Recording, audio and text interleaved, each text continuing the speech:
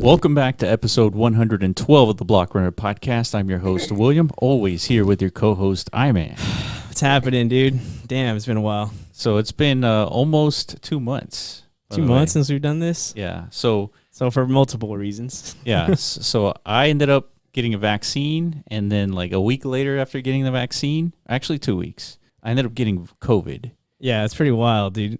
So what do you think happened there? Isn't it like, Well, was the vaccine just a total whiff, or is that like by design? Like you didn't have enough time to like your DNA to sequence it properly? yeah. You think that's what happened? There's a chance that that's probably it, but I think that makes sense. Yeah. I think the bigger point of a vaccine is so that you don't die. So you can I still don't think so, dude. Yeah, it is. That's not what they're preaching right now. No, that is what they're preaching. Are you sure? Yeah, I mean, I felt like the 100% purpose of it is to like avoid the spread of it. So therefore, it's like, dude. Okay, from what it's been explained to me, like the vaccines, I think there's like a couple different models, right? So, but it's supposed to produce like gateway blockers, right, for the viruses. So like they shouldn't even be able to like see. I think this is the problem. I think this is like a big problem of like the misunderstanding. Yeah. Vaccines are designed to reduce the spread by reducing the probability of like getting sick, right? Yeah. So that is true.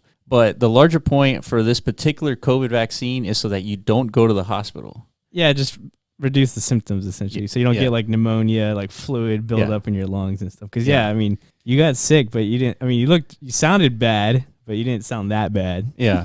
It was, I mean, if I were to give it a grade, I would say like it was a B-. Okay. So I felt sick, but I wasn't dying, and I was able to like still do some work and, wash the dishes, and like I wasn't like in bed like some people who didn't get the vaccine and got sick, and they were just like completely wiped. Yeah, like, for like a month at a time. Yeah, like they couldn't get up, they couldn't like think straight, all that stuff. So I was largely all well put together, still doing work and stuff. So yeah, but we couldn't meet up because I didn't want to spread the illness to you or anything like that. So super spreader event this podcast would be. If I would just come over here.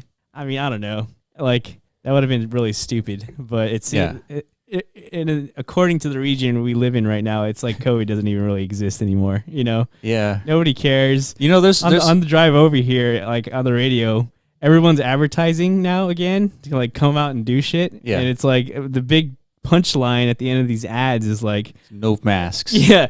Mask is social distance free. You know, it's like that's the big marketing term these days. It's like don't worry about that shit no more. Yeah, it's like, but there's a lot of regions like that too. In Miami, there's a Bitcoin conference going on right now. It's another red state. Nothing. Yeah, another red state, yeah. It's definitely a political thing at the moment because like if you're on the left end of the spectrum, you still think COVID has a lot of I mean, it's a live virus, right? So there's potential for it to mutate and like, turn into something a little more deadly potentially. But man, I mean, we live in such a tough time where it's difficult to distinguish like actual information. Because there's a lot of discussions right now about an upgraded COVID virus. There is, right?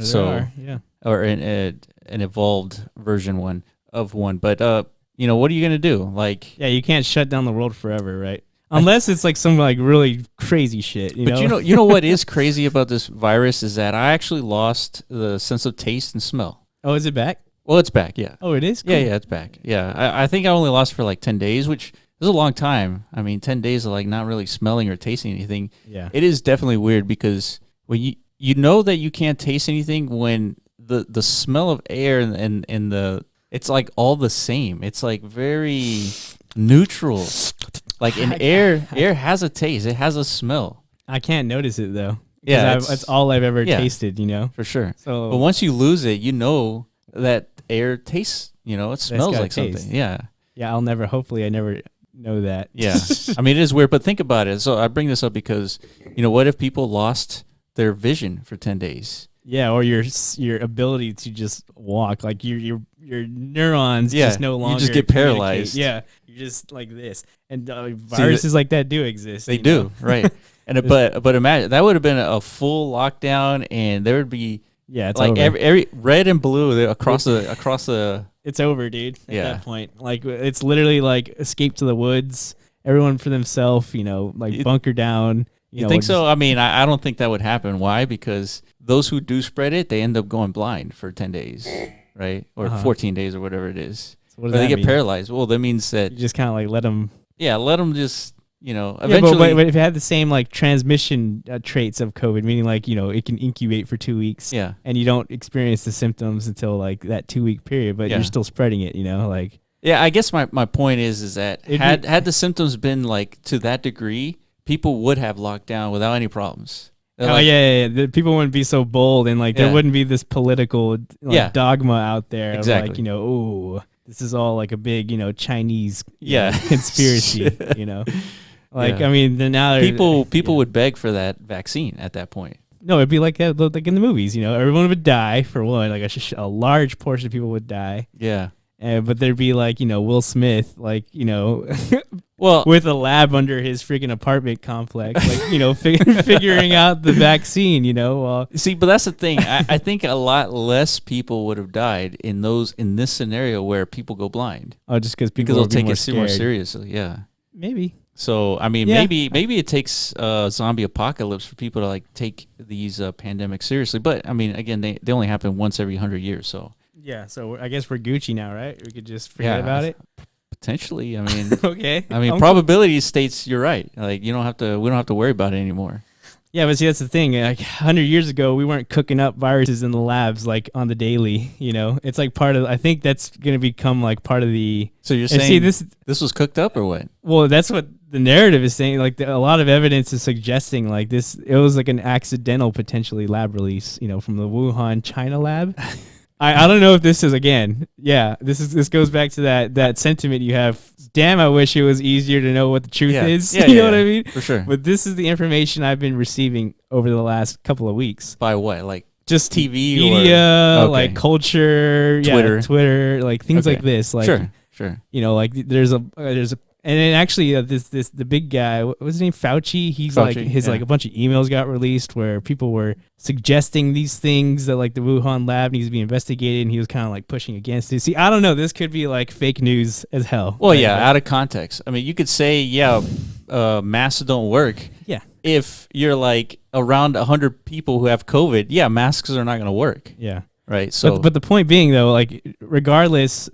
That fact remains. There are labs all over the world where part of like discovering new like advancements in in medicine is like you have to cook up these viruses and stuff is like part of the like innovation process, right? Sure. A lot of cancer treatments derive from like this kind of testing, And in fact, like the vaccine came from all this kind of testing, so the potential always remains. What I'm saying is 100 years ago, this wasn't as big of a practice. So, I mean, if this truly was like a lab accident, like just somebody somehow like screwed up the protocol. Yeah, they got sick. They went to the grocery store. Yeah. Yeah, I feel like that's like a very logical explanation of what happened. It's just an accident, dude. Like it's possible. I mean, it's plausible. Yeah. It just doesn't, I don't know, man. It just seems so conspiracy-ish. Is it any more hard to believe than like some wet market or something like, everybody's associating somebody ate a bat or something like that? But those sicknesses have some precedence. That's true. That's why it's probably more likely that somebody just ate something and they just spread it.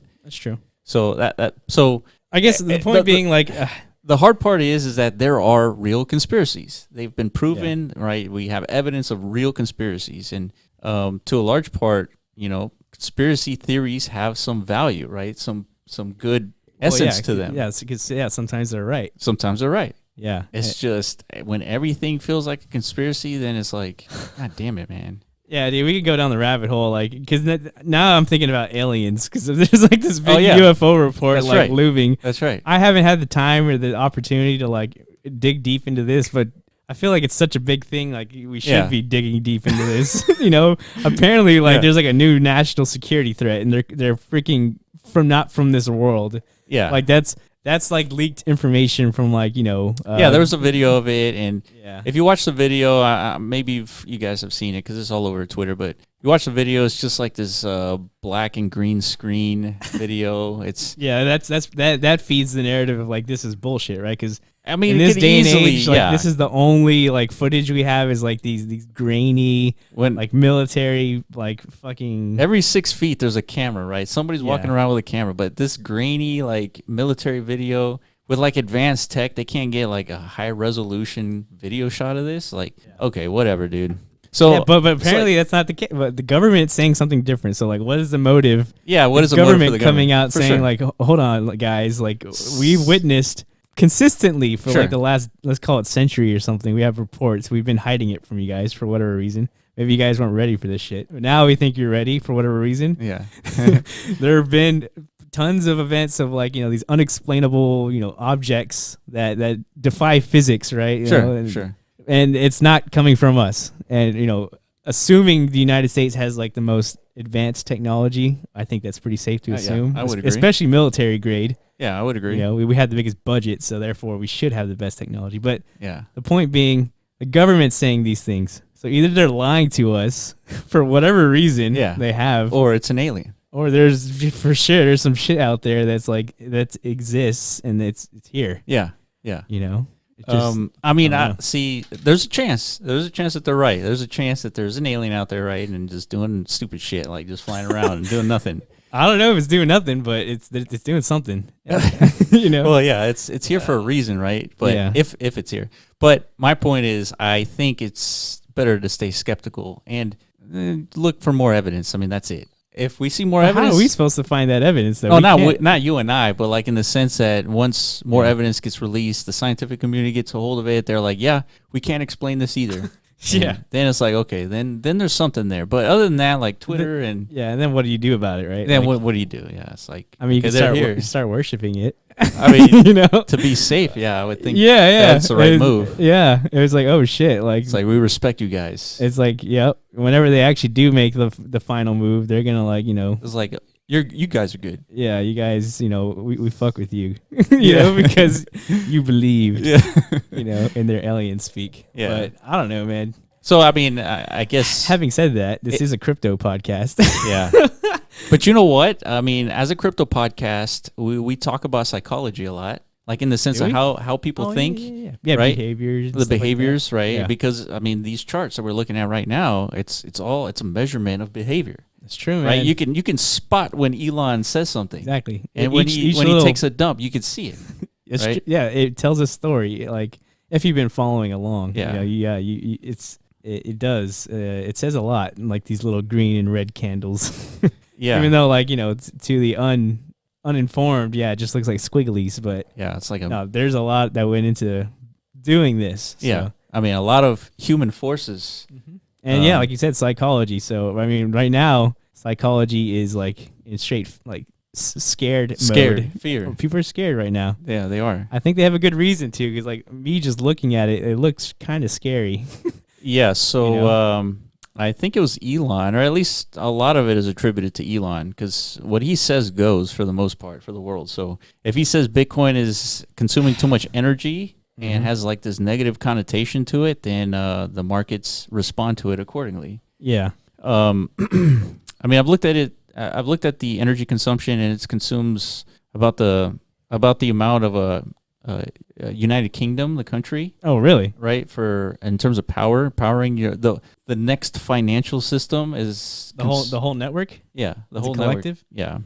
Yeah, yeah. I guess it's not that big of a deal, right? If it's like at least it's spread out, Well, and then it's like in order to move an NFT, it's enough energy to power a whole city or country or whatever. Just to move one NFT from one wallet to another, it takes the power of a country to move it. What, dude? That sounds what? Because think about it. Right now, Ethereum is proof of work, right? Just like Bitcoin, right? So what that means is essentially a bunch of computers need to compete with each other just to move a single transaction, right? Or a block of transactions, right?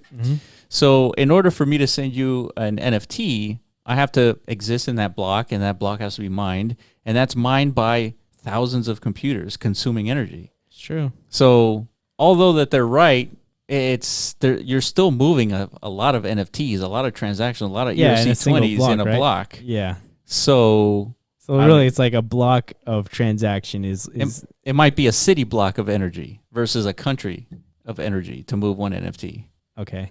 So like 'cause you got to divide it down. How many transactions, how much kilowatts you're consuming, and then you get your true energy to transaction ratio. Yeah. I mean, just like weigh out the trade-off. I mean, as long as. But think about this. If the issue is environmental ramifications of that, right? That's what people are upset about. Right. Yeah, why can't we just make it all renewable? Is what I'm trying to say. Exactly. Yeah. And then what? And then what is there to complain about, right? Yeah, I mean, even though it's not, let's weigh the trade-offs, right? Like what's happening when we're migrating one asset from a user account to another? It's you're updating a ledger essentially.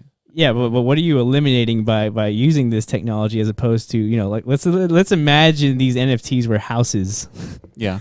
Oh, I see. Or cars. Sure. Like, what is the middleman bureaucracy or that you're eliminating? Yeah. Yeah, like how much does that cost? Sure. You know what I mean? For sure. Yeah. So. Yeah. No one has a measure of that. Right now, we can measure how many kilowatts it takes to run a light bulb and run a mining rig. Think about all the cars people had to drive to go into work to the real estate firm, or the banks, I guess, to go facilitate these transactions on behalf of end users, right? That's right. We're cutting all that out and exchanging that for just direct power, and the internet. Yeah, and if you think about all the people who have to get in the car to go to work, you're avoiding car crashes. That's true. Deaths, right? You're trading deaths for consuming a little bit more energy. Yeah. Right? So, and then once it moves to renewable resources, and then there's nothing to complain about. Yeah, good luck making that, or good luck with that. See, rebuttal. But why didn't Elon Musk think of that? I know, dude. That's why everyone's so annoyed with Elon. It's like, this is easy to break down. Yeah, weigh out those, trade-offs. Is this a better solution as opposed to maintaining the status quo of all this human collaborative effort just to do anything, right? Yes. Basically automations, the value of automations versus non-automations, right? I mean, that's the ultimate question is how is Elon not thinking about that? It doesn't make any sense. He's got to be playing 5D chess once again. Probably. Yeah, he probably talking to his other billionaire buddies like, hey, can you just say something about Bitcoin so I can get in at your price, $30K? He was like, yeah, sure. You think so? Yeah, it's possible. I mean, why not? What SEC is going to crack down on Elon talking about Bitcoin? Nobody, no one person owns Bitcoin, right? So yeah, they can't do anything to him. But he's getting slapped for something else, right? Like some kind of tweets about Tesla, I think. Yeah. It's a regulated market, so they have some force there. Yeah, maybe that's the SEC's angle, to just get him to shut up in general. Maybe the SEC is more like, yo, Elon, you're I guess he's fucking with all the markets. He's not just crypto. He's all over the place. And I think that's part of his strategy. I'm sure his business people, his cartel, his entourage, they're like, hey, just talk about everything. Doge, Shiba, it doesn't matter as long as you take your heat off of Tesla by your crazy tweets. Then it's less of an impact when you talk about Tesla. Well, what heat is on Tesla? You mean the SEC heat? Yeah. For I see. Yeah, because Elon is saying a bunch of crazy throw it things. in, in the mix. Yeah. Hopefully they didn't see that one, because I just, before that was a Doge. Yeah. The next day was a Bitcoin meme, take me, whatever that meme is, it's yeah. I'm sure everyone's seen that one. Yeah. Yeah, I mean, there's definitely some 5D chess at play, dude, because, I mean, as smart as he is, there's no way he came out with that, actual conclusion. Just that normie response of, ooh, that's a lot of energy. Yeah. It's this is bad. Yeah, it's ooh, turns out, this isn't as cool as I thought. You know, come on. Well, I mean, that's also possible. He's a busy guy. He might have just got sucked into the FOMO. That's true. And didn't actually exactly. He might not have actually looked into what Bitcoin is. Now, again, he's a busy guy, so he probably had one of his billionaire buddies, or some intern. He's like, hey, Elon, it's what about this whole green energy movement you're pioneering, or it's Bitcoin's consuming more energy than a country, right? Yeah. He's like, huh? What do you mean? And then he hears about it. I don't know. Yeah, that's what I thought too. I think Elon is a human, right? And he just reacted, like a human would. It looks like Bitcoin is consuming a lot of energy, but he didn't really check into it. Yeah. Which, But the point is, like, it sucks that, like, this market is always, like, has some force always has the market by the balls. Yeah. You know what I mean? Like your cell phone, dude. Yeah. So last cycle was what? Like China, I guess? Yeah. China's every single year, dude. China's every single year, and it's back this year, too. What do you mean? Right. They're trying to ban it or whatever it is. I guess the timing of that came in at the same time with Elon, right? So yeah. But I don't know what's a more powerful force at this point. Like, it's Elon for sure. Yeah, it is definitely Elon. Yeah, Elon, he moves mountains with a whisper, dude. With a what? With a whisper. Oh, with a whisper? Yeah. I guess, dude. But yeah, the point being, like, it sucks this way, you know. Like, I don't know, like. But you know what? In the long term, it doesn't matter what he says. I don't know, dude. You wait 4 years, there's going to be another happening. It's going to be more scarce. It's going to be more valuable than $37,000. Yeah. Like, you just wait it out. Like, what's the big deal? Mm-hmm. Yeah, I guess so, man. It's just these influence. It's just the market is still. I don't know. I was expecting less volatility and, like, more maturity. Yeah, that's true. Than, like, the previous cycle. You know, that was kind of like the assumption. That's a good point. As, like, more and more, like, smarter heads get in. See, that's the thing. The smarter heads, like, it's like a pyramid structure, right? Oh yeah. The more and more entrants there are, the less the smarter heads have control. You know what I mean? Good point. So it kind of makes sense. Like, if you go to, like, any, like, coin listing application and, like, see what's trending, you're gonna see mostly memes. You know what I mean? Yeah, you're not gonna see, like, what we normally used to talk about maybe like a year or so ago, maybe like 8 months ago or something, right? Mm-hmm. You know, post DeFi NFT emergence. That was a good time in the market, in the sense, like, the things that were leading the narrative and the conversation were, like, actual innovative, you know, projects that a lot of people never saw before. But yeah, the market has been mostly dominated and it's been taken over by meme forces, you know? Yeah. I don't know if that's good or bad. I think it's just, it's like a symptom of progress, I guess. A symptom of onboarding people. I think, like real people. Regular people. Yeah, because we were talking about this earlier. It's like, I think the meme coin movement is largely attributed to the fact that you don't have to do any research on these memes. Yeah. All you got to do is jump on the bandwagon, and that's it. Like, there's no research. There's no, like, technology here. It's literally just follow the crowd, and like, you know, if you like the look of it and the feel of it, jump in. You know? Yeah, your friends are talking about it. Yeah, like, people are dancing on TikTok because of it. Things like this, you know. Yeah. Like, I don't know. Like, it's definitely indicative of, like, where crypto can head, right? Like, and based off what we know there's a looming sector, right? The social token sector is right around the corner. Yeah. You know, there's some early experimentation going on in that sense, but it aligns with what we're already, like, seeing right now as far as, like, meme tokens are dominant and, like, easily spreadable. Easily adoptable to, like, a mainstream audience. Social tokens are going to take that to a whole nother level. For sure. Because same attributes. You don't have to do any research. You know that The Rock is cool. And if The Rock comes out with a token, people are just going to buy that up. Hell yeah. Bieber, whoever, you know, whatever celebrity you follow, they launch a social token, and it's just going to get eaten up by everybody. Yeah. Freaking Mr. Beast. Mr. Beast, yeah. I mean, he already is, like, hella, like, he's the giveaway god, right? Like, imagine giving him a token, you know? What that will entitle you to is, like, I'm a freaking, what's it called? I'm a Mr. Beast whale. Yeah. You know, he just has, like, a system of, like, giveaways, right? Just because you know, things like this. Like, they're going to come out with, like, nice, neat structures of, like, tokenomics, and then they're going to cook in NFTs into that, too. Yep. You know, the more Mr. Beast coins you have, like, the more exclusive NFTs you're going to get. That's like coming. This. That's coming. That's 100% coming. We're calling it right now. It's probably, like, less than a year away. Yeah. It's definitely coming. That's been, like, one of our, like, on the backlog for our, like, our original...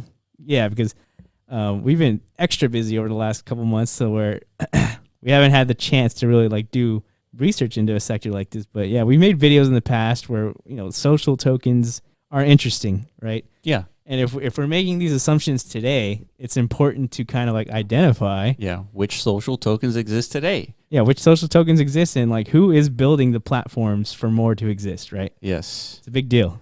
Dude. It's a big deal to find that out. What we're talking about is so valuable, dude. Think so? It's extremely valuable. You guys let us know. I'm gonna take their word for it. We could just be bullshitting. But you know what? We've been talking about these types of things for the last 2 years, and we've been largely correct. The NFT thing for sure. Yeah. And DeFi. We did talk about DeFi, but we kind of missed out on it because once again we were too busy to like keep up. Yeah. But we were talking about it before, like ICOs 2.0. Yeah. It happened again. Okay, so then you're right, dude. So buy social tokens is what you're saying. Well, yeah. No, just kidding. Yeah, don't buy anything. Yeah, don't buy anything. Just listen to us and just like watch other people like mess it up, I guess. Potentially. But pay attention to social tokens. Yeah, pay attention. Yeah, for sure. Because it's a big deal. And we were skeptical at first too when we first found out about them because it felt very like what's the point? Just like a meme token, right? Yeah, exactly. It's like, exactly. Who cares if this has a dog on the freaking logo? But apparently the whole world does, right? Yeah. Like that totally blew my mind, like how viral that shit can get. But it shouldn't have blew my mind. Like that's the way culture is these days. Yeah, and the whole meme factor of GameStop. I mean, that contributed to at least a little slap in the hand of those who are what's it called? Shorting the stock. Mm-hmm. So, I mean, that had a goal. That had an end game to it. But a meme token is just, there's no end game. It's just a meme. Yeah, it's a meme, and it's just like a collective circle jerk in a way. Yeah. But that's what communities are, right? It's fostering communities. That's what tokens are so good at doing. Yeah. Because like it brings people together for like a unified cause, which is like whatever that token represents. Yeah. And now we all have like a collective stake in like the success of this cause, like because we have skin in the game. Right. That's the most important thing. Like when you're trying to achieve anything, like the more skin in the game you have, the more like effort you're gonna put into that thing, right? Like so, a meme token means I just spent 1,000 of my hard-earned dollars on Doge. Yeah. I'm gonna do my part, and I'm gonna like tweet about it. Yeah, for sure. I'm gonna tell all my friends because I've seen these like on Facebook, like people have no business being in like in crypto. In the crypto space. But see, I say that totally douchey, Everybody should be in crypto, but it's just meaning like they don't understand what they're buying, right? Yeah. But they're doing the part that's most important, which is right. Like they're out there spreading the word. That's true. Yeah. Yeah. That's why those meme tokens are so successful. They're doing 300x at minimum. Yeah, some of them are going completely bonkers, dude. Yeah. Like completely bonkers. I don't know. It's like this podcast and our short videos on YouTube, we're more talking about like the value of the technology and like speculating whether, things like Chainlink and things like, Polygon and Matic have some leg, right? Some value. Yeah. And then, we look at meme tokens, it's like they have no value. So it's like. Yeah, but see, it's just, it's understanding the psychology of everything. Right. Yeah. Yeah, so because like memes are so easy to spread. They're extremely valuable in the pricing sense, right? Mm-hmm. So I mean, it's not easy, at least for me, because I can appreciate the tech and I can appreciate how much work it takes to run a project and do the difficult things like decentralizing your product, and like I appreciate those things. And then when I see like these meme tokens, like it feels very low effort. Oh, it is low effort, and it feels so like someone trying to take advantage. Oh, it is that of the tech, and it's just like, and that it's gonna appreciate like 1,000x, but I can't bring myself to put in. It's true, man. I do that. I fall for that trap every time. It's like I know this is gonna pop. Yeah. Yet for whatever reason, I'm gonna invest in like this super boring like tech token that doesn't go anywhere because like. There's no memes associated to it, right? Right. It actually has to execute on whatever, like... the harder stuff. The key features that it's going to bring into the industry, right? Like, it's not an easy task. Yeah. Like, they actually have to follow through and, like, build the right things, and then people will want it. Yeah, then you'll see, like, a Chainlink or... Exactly. Chainlink's a perfect example of that, yeah. Dot, Polka Dot. And currently, like, what's the one, like, we're all bag-holding these days? The Graph? The Graph, yeah. God damn it, dude. Yeah. That's the perfect example of like buying something that has like so much like utility and value add to the industry, but like the rest of the world seems to not give a fuck. You know what I mean? At least for now, but yeah, eventually they will, because this is, it goes back to like how valuable it is in the sense how much it's needed in the crypto space. So or maybe they will. Maybe the competitor to it. There's a few Covalent and there's a few others. We've made that mistake too. We go all in on a project because we believe in like the problem that it's solving, and like its competitor is the one that just takes off. Yeah, why? Because I mean, it's better marketing. Essentially marketing. Yeah, at the end of the day, it's just like they figure out how to penetrate everyone's awareness quicker. Speaking of better marketing, that's largely why Polygon, or formerly Matic, has dominated. Like basically, Sandeep is Vitalik 2.0. Yeah, Sandeep. Yeah, good old Sandeep. Yeah, we made a lot of Polygon videos like on our channel. Yeah, like in our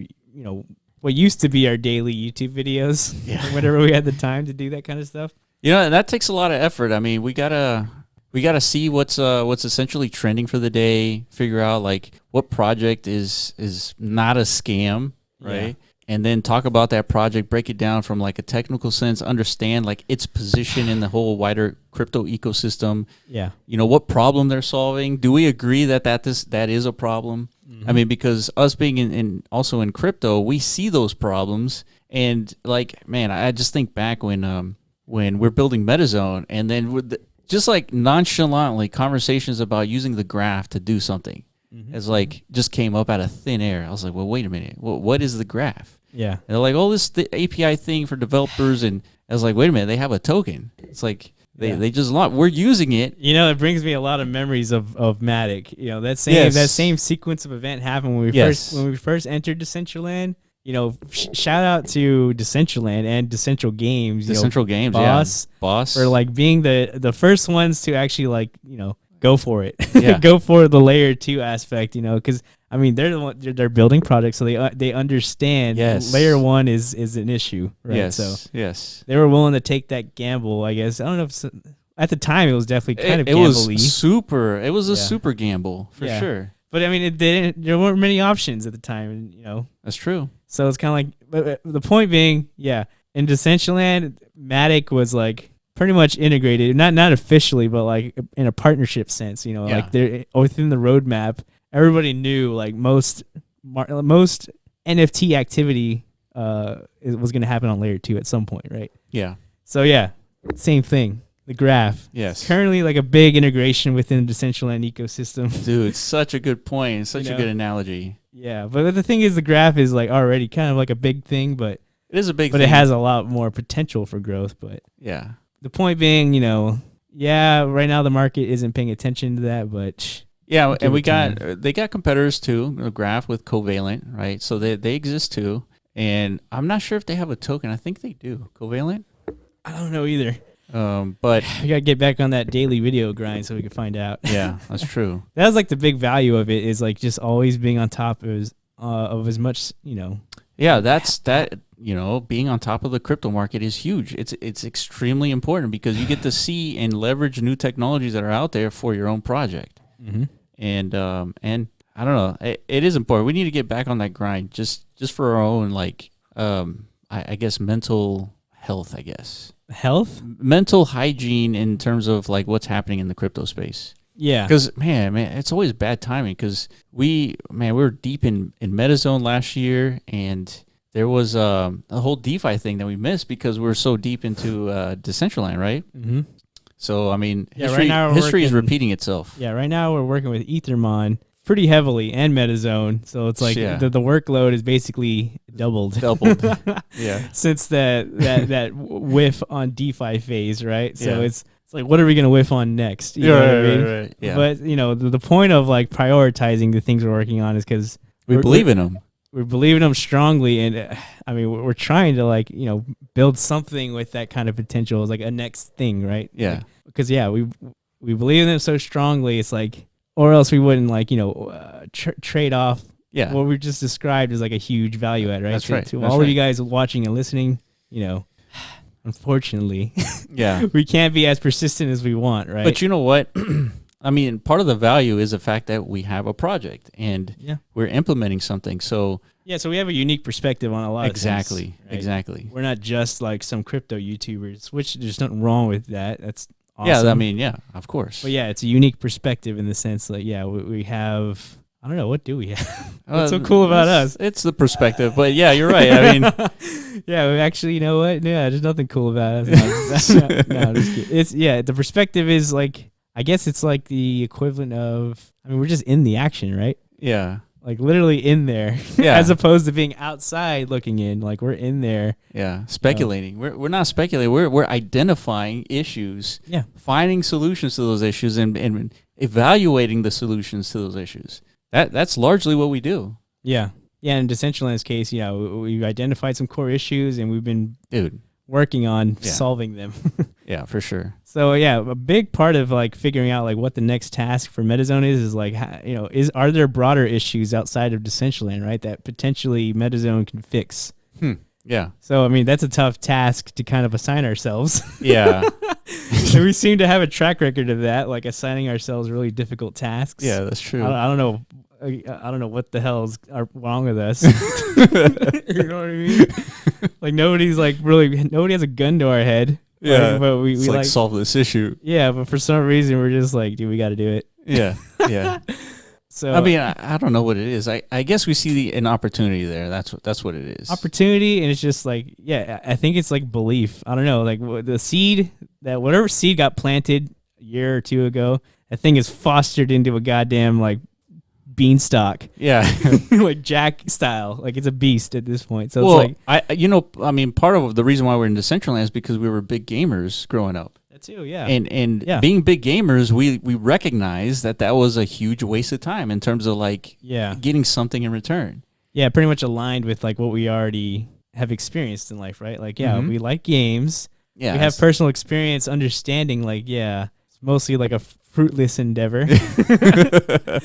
But you didn't recognize it at the time, right? Because we didn't know like there's a potential way to like make own the things you earn, right, within these games. But now that we caught wind of such possibilities, it's inescapable at this point, right? Yeah, for sure. We can't ignore it anymore. Yeah, because the kids growing up, they're gonna understand blockchain games, and they're gonna the fundamental aspect of gaming in the future will be that to earn, right? That's why we have a huge like belief in Ethermon, and that's why we have a huge belief in Metazone. That's why we're doing these things, because I mean we were kids once and we were playing games like all day, and like you were saying, it was a fruitless endeavor. With blockchain, it flips that upside down. Yeah.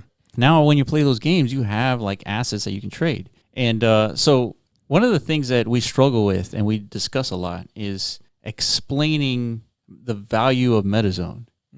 And and so let's talk about this thing. So on the screen here, it's hard to describe in words, which is part of the problem. Yeah. But just on its face value, what you're looking at this giant building, right? And on that building it says Corona Zombies, for those of you listening on the podcast. And under it says Ethermon. So basically it's a building that someone made, and they combined two games, right? Corona Zombies game and Ethermon game into this building. And so what's the big deal here? Like on its face value, it's like it's a building with two games in it.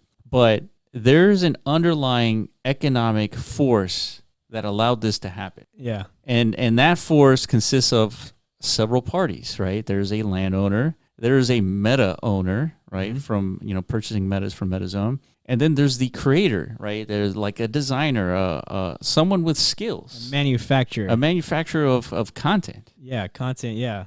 The building blocks to make this possible, essentially. And then all those entities are human beings. They had to like... For now. Oh, yeah. Yeah. Thank you, Elon. Yeah. For now, these are human beings. They had to come together and like had a discussion and negotiate this thing. And so what's the point of this? The point is that none of this would have been possible without some economic force, right? Metazone. And to describe that to people is extremely difficult, because what you're looking at is the result of it. This is the reason why the metaverse is going to be one of those things that are going to be fundamental as like DeFi, right? Yeah, I think it's going to catch a lot of people by surprise whenever it is understood, because it's largely unproven at the moment. Right? Yeah. Just like how, DeFi had those growing pains too. I mean, the metaverse has tons of growing pains, justifying why I should be buying virtual land, right? I mean, people are aware that virtual land exists. I've seen like CNBC coverage at this point. Mainstream media is paying attention to this space now. Metaverse space, in the sense building virtual worlds that are owned and governed by its users, right? It's like a whole fucking, it's a mind fuck just in that sentence alone, right? Like, what are you talking about? Virtual world? Are you talking about a video game, right? That'd probably be like the standard reply. It's like, yeah, kinda. Yeah. It looks like a video game, but there's a lot more implications, like, from like an economic perspective, and social perspective, a lot of things, like this. We don't necessarily know the extent of how far like this metaverse thing is gonna, like, this ecosystem, how far it's gonna go, what it's gonna turn into. Yeah, I mean, we have some knowledge of it. We have prototypes of metaverses existing in the past, with Second Life being. That's kind of what I'm driving at. Like, earlier we were just talking about like how automations is, at some point making, things like, transferring assets from one person to another no longer needed. Like, it's basically, we're kind of wiping out our existing economy in the real world. Yeah. Like, slowly, right? We're taking away the responsibility of like task from human. Yes. And assigning it to machine. Yeah. Right. And so what the fuck? What do the rest of us do with our lives? Right. So I think this metaverse aspect has the potential to be like a supplement, right? Or like a potential way for people to kind of like transition away from like physical demands of labor into more like virtual demands of like, what can you do in the metaverse to kind of, generate some kind of livable income. Sure. Right. Sure. Like, this is a wild thought, like, because it's not a present problem, right? Like, some people are identifying, through automations and stuff like that, there's going to be some serious economic transitions we're going to have to do as a society, right? Yeah. So, I mean, it's largely misunderstood. What are we going to do in the event of that, right? Are we just going to like UBI the fuck out of everything? Yeah. Everyone's just going to be chilling and like just receiving like, these government like shekels. Yeah, dude. Corona bucks, stuff like that. You know what I mean? Or are we going to create alternative like economies in virtual worlds? Yes. Or I don't know, social economies. I mean, that's already huge, right? Like being an influencer is a big thing. It's actually one of the biggest things you could be nowadays. Yeah. So I don't know. This is kind of what I mean. Like, if we're gonna drive ourselves out of the physical world, as far as like it's becoming less and less of a need to like really, for the common man to focus on that physical aspect, right? So that might be a driving force to bring people into the virtual, is what I'm saying. Yeah, absolutely. So without the metaverse, like, that's not a possibility, right? Because the metaverse is positioned to kind of like harbor that kind of transition. I mean, and I mean, it's so hard to explain this to somebody. Yeah, because I'm saying things like metaverse, like, well, what the fuck is that, right? Like, it's like, what do you mean?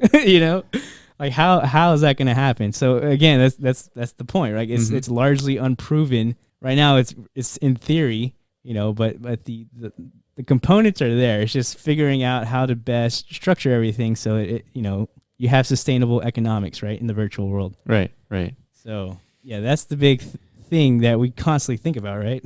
Yeah, and so this land is, I forget who owns this land, but I know the meta owner is P-Dub, and the architect of this building is this guy named Aaron, Cryptanthropy. Shout out to you guys, man. Yeah, for real. Yeah, I mean, we've been looking at this for the last week. Yeah, and we were just mind blown as to like the amount of stars that had to align to make this possible.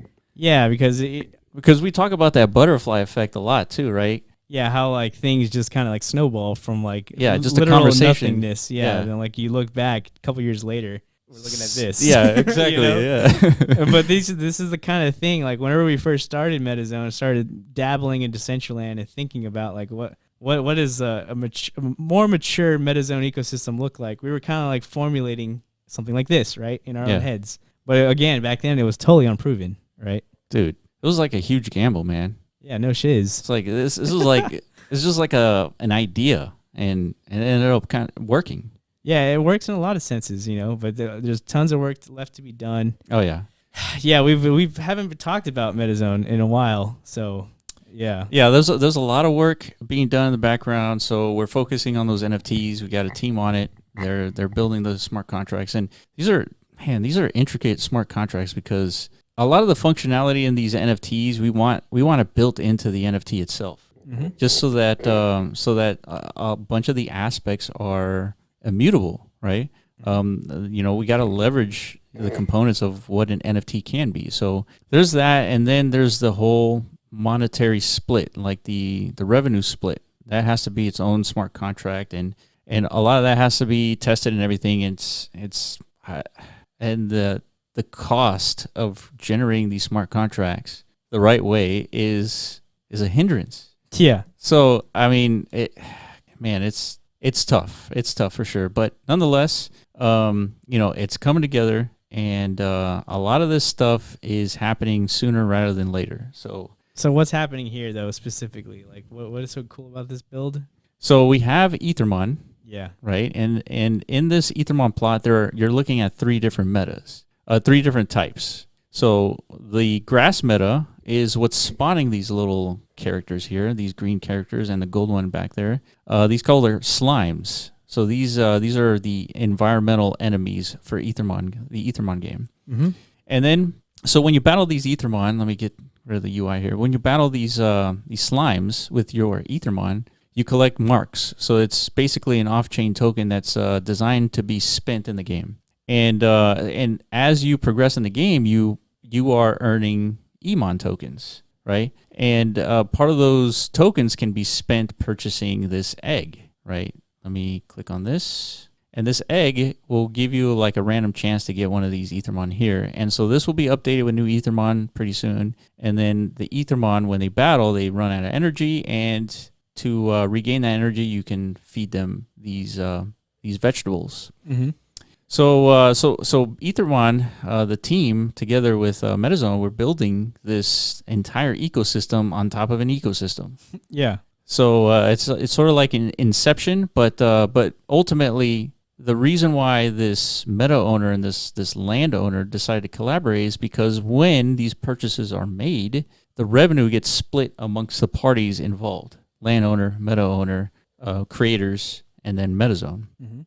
So the reason why that happens is because you gotta create that economy. You gotta have like that circulation of flow, and the incentives to maintain this are aligned. Yep. Because when Decentraland updates, they potentially break the applications that are running on this operating system, on this world. And so when they break, you as a meta owner, you don't want the burden to update this software yourself. I mean, you would have to hire a developer, and like it's I would never know. I would never do that. Yeah.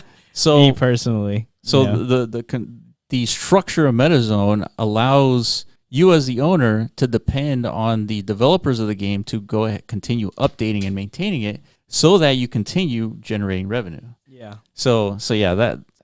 I mean, it's just like that's a lot of words to explain how intricate this is. Well, yeah, I mean, because it's not easy. It's very complex. Like it looks easy because it's just, I mean, ultimately the product of Metazone is like, it's like an app store. You just go shop and browse like you would on Amazon or any other online e-commerce store, right? There's just, plenty of options to choose from. Yeah. You've identified the things you like. Yeah. It doesn't have to generate revenue. You could just want this really dope ass. There's like a meta out there. It's like a UFO, literally like a freaking crazy ass UFO floating in the sky, just shooting a beam down. Yeah. Actually, it is a building. You get into the beam and it teleports you up inside of basically your penthouse. Yeah.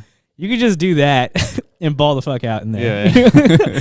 That's the point. Like, there's no restriction to what can be a meta, right? It's up to the creator and the creativity of an individual like that to kind of enact these possibilities in the metaverse. Because speaking as a landowner myself, I don't have that kind of creativity, and or ability. So I own just essentially just a useless piece of land because I can't do anything with it personally. Yeah. And I have a hunch the majority of landowners are in the same boat as me. Yes, right? I would agree. So, I mean, that's kind of like the real backbone purpose behind like a platform like this, right? Because I mean, how do you service an economy of landowners in the dilemma that I'm in? Yeah, right. Who can't build? Who don't know who to talk to like build something for me? Yeah. And in a lot of cases, it's a very expensive process. Yeah, and we know the result of that. right? Yeah. This is what it looks like. It's largely empty land. Yeah, which is, I mean, the big problem of like why, I mean, Decentraland is growing for sure. Like from when we first started to where it is now, I think like the DAU's in the thousands now, right? Yeah, it's in the thousands. Yeah, that's pretty cool. Yeah, it's growing. It's showing enough like progression. So like, you know, it's bringing people in, but it's definitely not like that booming ecosystem that we always like to refer to, right? It's Second Life, right? Like that was $1 billion economy. Yeah. That's kind of like the model we've always had in our heads as far as like, this is what Decentraland and the Metaverse should look like. You know, there were people making 6-figure incomes just basically being like land brokers or like real estate brokers. Yeah. Right. Like they were just making deals, dude, for people. Enabling ownership in Second Life, Decentraland should be multiple billions of dollars. Mm-hmm. I mean, easy. Yeah. I mean, that was our original thought, right? Like that's why we got involved. We're like, hold on a second. Like we heard of Second Life. We weren't involved ourselves, but we have a really good understanding of like what it is. Yeah. And what drove its success, because you know, at the time it's a pioneer project, right? Yeah. Like there was nothing like it. You know, it was, I think, probably like 2002, 2004 when it was first created. So very early, long time ago. But whoever the creators of that platform, they understood like you know, there is like kind of like a slow transition process of like humanity migrating our interest from the physical to the virtual. Like, it's just happening through video games, through social media, through everything, right? We spend more times on these freaking devices we do. Than anything else. That's true. Right? That's true. And we're building more incentives to do that, right? We're building actual financial incentives now to do that. Yeah. Well, I mean, there are, like, you could work from these things, right? But now you could play with these things and make money. Yeah. Like it's getting a little bonkers. Yeah, and that's what blockchain enables as far as gaming goes. Yeah. Is to be able to earn. That's why we think it's just like, it's so ultra valuable and so ultra underappreciated. But you know, it's fine because we were saying the same things about NFTs a year ago, right? Like, nobody's paying attention to NFTs, right? But they will. Oh yeah, damn, they did. And they did.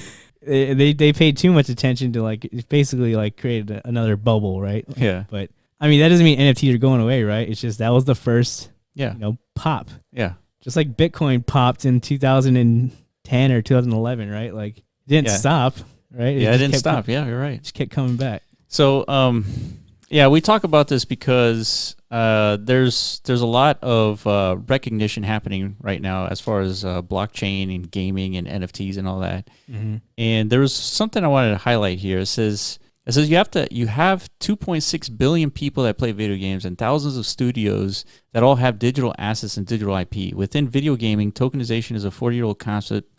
The founders of Blockchain Capital had great success trading digital assets in Second Life. So the point here is that 2.6 billion people play video games. Largely. Damn, dude. I know, it's a lot of people. I mean, it makes sense, yeah. But those 2.6 billion people, pretty much all of them are just wasting their time, right? Or at least playing games without any results, any like tangible results, right? Well, we're talking about like the capacity to leverage that time investment for some kind of financial compensation, right? Right. Like you would going to work, right? So then my point here is that this 2.6 billion people, once they recognize the play to earn capabilities of blockchain, what do you think that will happen to the gaming industry in blockchain? Yeah, I mean, it's gonna snowball for sure. Right. And there's already examples of it happening. You know, it's slow and it trickles, but I mean, check this out. So PlayStation maker Sony has been working on this game called The Six Dragons.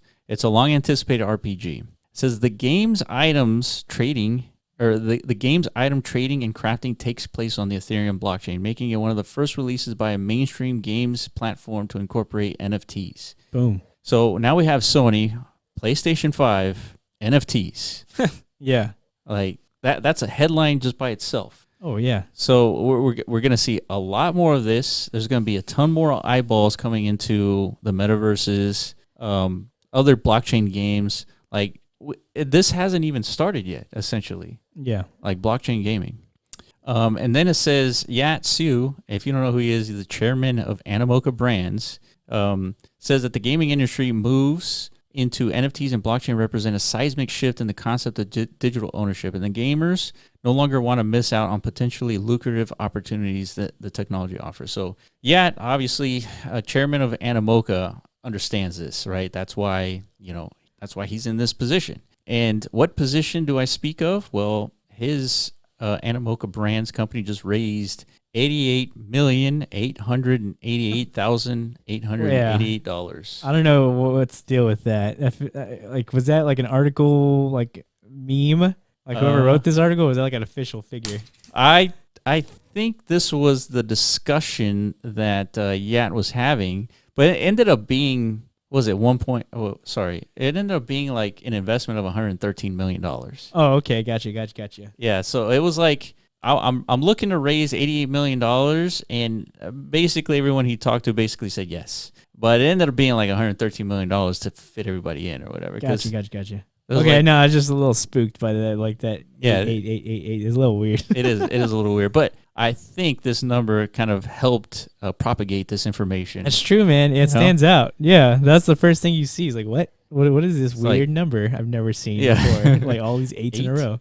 Yeah, it's probably like never happened. But Animoca was raised roughly $100 million at a $1 billion valuation. So I mean, that's a huge number. This is a lot of money. Obviously, they're huge in the crypto space. Yeah, so this is a signal, essentially, is what you're saying. Like Animoca being like probably one of the biggest IP, I guess, harvesters, holders. I don't know what you call them. Yeah, just owners. Yeah, in the blockchain space, and it's like the main focus of that company is blockchain, right? So the fact that they're able to garner this much interest from like the financial world, right? Yeah, says good things. Usually. It's like indicative of like what's coming ahead, right? Like, investors are looking to position themselves for, a future rise whenever like these things we're talking about now are realized, right? Because that's their job, right? They're investors. The point of being an investor is you have the foresight to see ahead of everyone else. Yeah. There's an opportunity looming. Exactly. That's super underappreciated, undervalued, underrecognized. So let me put my shekels in now and and wait for rewarded. Wait for the waves. Yeah, wait for the herd to come. Yeah. And then that's it.